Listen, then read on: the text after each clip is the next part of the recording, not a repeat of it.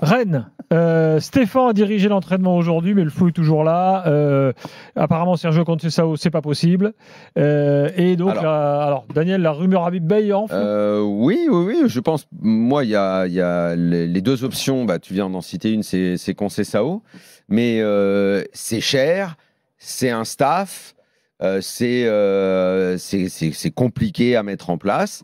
Et l'autre solution, de toute façon, moi, si j'étais à la place de Rennes, et je sais que ce sont les deux pistes, figure, soit tu prends le mec de renom, tu sais où tu vas, le mec il a une grosse expérience, Ligue des Champions, machin, mais c'est pas la même histoire que tu proposes et que tu vends, ou alors le jeune entraîneur français qui a tout approuvé, qui a la dalle, qui a envie, qui est en ordre, prêt. Il a la nouvelle trousse, il a les stylos dedans, il est prêt à se lancer. C'est Habib Beye. Je pensais que c'était pas une mauvaise idée pour l'OM l'année dernière, où il avait été quand même, il avait rencontré Longoria et Benatia l'année dernière. L'OM, de par le statut du club, et en plus, dès qu'ils ont eu la possibilité de Zerbi, ils ont dit on va sur un nom, on y va à fond. Je peux comprendre également le choix.